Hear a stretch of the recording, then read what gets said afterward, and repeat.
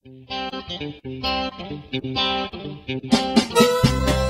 buko ay isa sa mga ipinagmamalaking produkto at paboritong kainin ng mga Bicolano. Napakarami kasing puno ng buko rito sa amin. Kaya siguro naisipan ng isang kababayan namin dito sa Camarines Norte ang kakaibang gawain ito. Ang magbalat ng buko gamit lamang ang kanyang mga ngipin. Siya si Buko King. Nakilala siya ng marami dahil sa kakayahan niyang mabilis na magbalat ng buko, gamit lamang ang kanyang mga ngipin.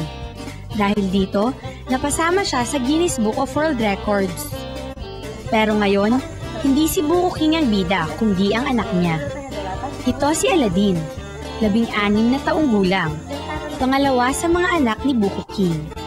Nagmana siya sa talento ng kanyang ama, ang kakayahang makapagbalat ng buko gamit ang ngipin lamang. May kasabihan nga na like father, like son. Actually, hindi ko naman yung tinuruan talaga yung anak ko. Kasi tuwing may nag-iimbita sa amin, sa akin, siya palagi kong kasama. Siya tagadala ng buko, taga-abot sa akin.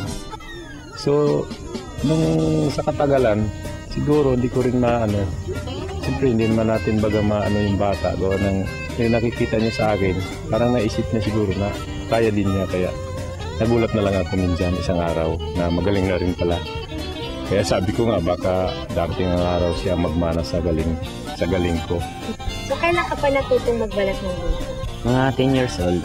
May nagturo ba sa'yo o ginusto mo o nalaman mo na lang na marunong? Wala sa akin na ituro, ito na lang yung paano. Kaya ko pala yung ginagawa ng papa. Hindi ka ba natakot nung simula na baka kung ano yung nangyari sa ngipin mo pag nagbalat ka ng gano'ng katigas na? Hindi naman. Kado kaya na ni Papa, bakit hindi ko kaya? Curious lang ako. Since hindi ka natakot, medyo naramdaman mo bang nagsakit yung ngipin mo? Hindi naman. As in ever? Hindi. Isang kakaibang talento. Nababagay kapag ganitong napapaligiran ka ng buko. Mahirap pala talaga magbalat ng buko.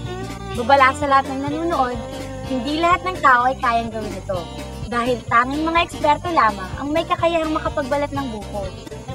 Huwag nating basta-basta susubukan.